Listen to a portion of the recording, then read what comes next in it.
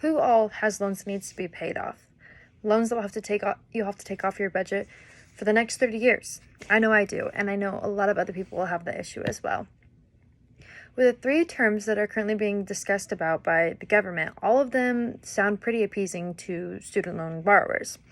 I know a lot of people would do just fine if they got $10,000 back in student loan forgiveness. That could shave off about 4 to 5 years of loan repayment, of course, depending on what you're paying for and the amount. Those 43 million individuals that would benefit from student loan forgiveness, they all would benefit, just like Autumn stated. Why do you think so many individuals have to rely on unemployment insurance, food stamps, and housing assistance programs? Most likely, they're in debt. According to USA Today, about 250,000 people with student loans declare bankruptcy each year. And today, it's extremely difficult for those with student loans to get relief in bankruptcy. Under the current bankruptcy law, those borrowers must meet the test called Henry-Brunner, which includes 3 criteria of undue hardship borrowers must meet before their debt can even be considered to be forgiven. The borrower must live at poverty level, will continue to do so for the foreseeable future, and has made good faith efforts to repay the student loan debt. More so, there is a racial justice element to this. Research has shown Black and Hispanic students are affected by this crisis more than whites.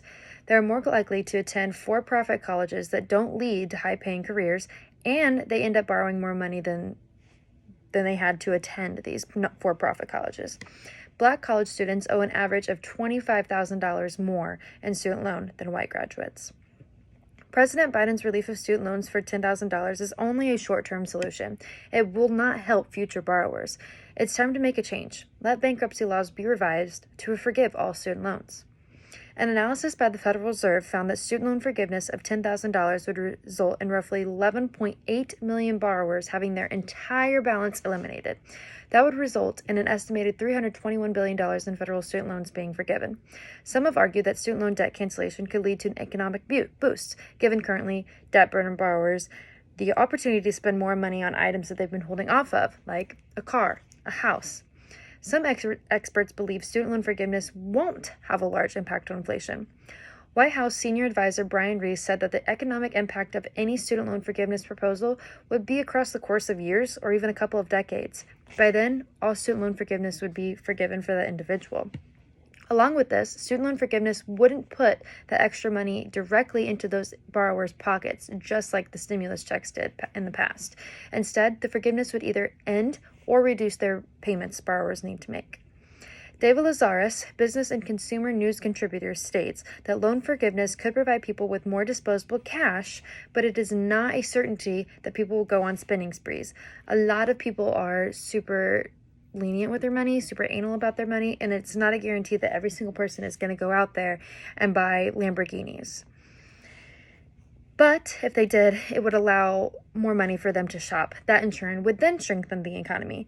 But by then, the time when it was affected, those people that are getting student loans, they would have more cash flow and they would have the opportunity to spend more money, thus not creating any issues at all. If student loan forgiveness was capped at $50,000, it would benefit even more, potentially wiping out an additional thousands of people's total student debt. Student loan forgiveness should most definitely be targeted towards those that are in need. Someone does have to pay for those loans, and the programs that the government currently pays for shouldn't have to suffer for that.